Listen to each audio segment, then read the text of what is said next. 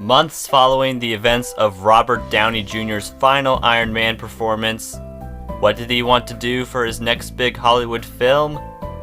Give movie fans his take on Doctor Dolittle, the character who can talk to animals. Was this a huge step forward into making his career more successful, or should he have done something he's more familiar with? Let us observe that. A birdie told me, not saying if it was a real bird or not. Well, it said to never avoid displaying a spoiler alert before reviewing anything, regardless of the outcome. Load your ship with your favorite animals so you can journey efficiently. Hey, I'm Owen, the fiction fanboy, and here's my review on Dolittle. At an era as old as time, Dr. John Dolittle has been known as a veterinarian who could talk to animals. While that sounded cool, he also had a heart for a woman named Lily. They got together and had a sanctuary, although it didn't last for long since the wife went out to sea and didn't return due to her death. Because of that tragedy, he isolated himself, keeping away from any other humans, spending all of his time with the animals. One day, Tommy, a boy who went shooting with a couple of men, had no intention to harm animals, yet accidentally shot a squirrel, later revealed to be Kevin, and sought help. Lady Rose needed to deliver an SOS to Dolittle about the Queen, so despite his disinterest in doing what the young ones asked them to do, he saved the squirrel and went to see why he was summoned, with little realization Tommy snuck on the way. Queen Victoria was sick and needed Dolittle to get the cure from afar before she dies on the day of the eclipse. The doctor had no interest at first, but Polly the parrot believed that this would be a great opportunity to be around humans again, so he agreed to do it. Jip the dog and Stickbug Sticks stay behind to guard the Queen, and after being home for not too long, Tommy was picked up by Polly, Betsy the giraffe, and Tutu the fox. Why did they do that? They felt like Dolittle couldn't be on his own without other men to keep him company on his journey. It's a wild crowd on the boat as Dolittle had Kevin, Elliot and Elise the monkeys, Chi-Chi the gorilla, Yoshi the polar bear, Pimpleton the ostrich, Dab Dab the duck, and Minnie the sugar glider with him. During his time on the ship, Tommy learns how to communicate with the animals and can hear them speak English like Dolittle does. Following a minor setback from rival Moodfly, the first stop for the heroes is Lily's Island, and it's full of criminals there, so he had to disguise himself. Tommy tried to get the map that leads to the cure, and blew it.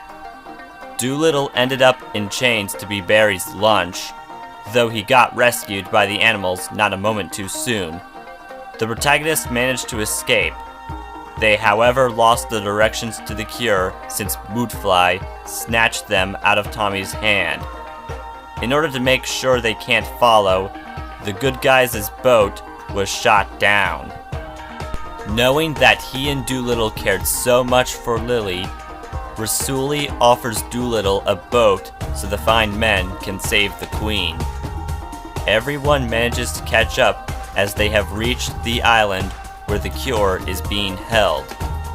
Now, who or what is the keeper of the cure, you're probably asking me? It's a dragon. A dragon is guarding the very thing everyone came for. The dragon has started breathing fire, trying to kill everyone she sees. And shortly after Dolittle saves Moodfly and swiftly changes his ways so another soldier can die for him, he ends up falling down a pit to who knows and who cares where. Maybe there will be more about that in a bit. Getting back on track, the dragon was targeting Dolittle, Tommy, and the animals next. Luckily, Dolittle can relate to the dragon as she, too, has lost the love of her life. He was able to help the dragon get rid of the stuff she ate, and that stuff was armor and bagpipes. In return, she let Dolittle have the cure and reach the queen right when she needed to be saved the most. Once Queen Victoria was cured, Styx told Dolittle, who told everyone he was near, that it was Lord Bagley who poisoned the queen so he could get the crown. For such a crime, he was arrested for treason. Tommy became Dolittle's apprentice for his reopened sanctuary, and subsequent to the credits, we see Moodfly's attempt to communicate with the bats he happened to be close by, who aren't really in a helping mood. Yeah, that sums up how I felt as I watched this flick.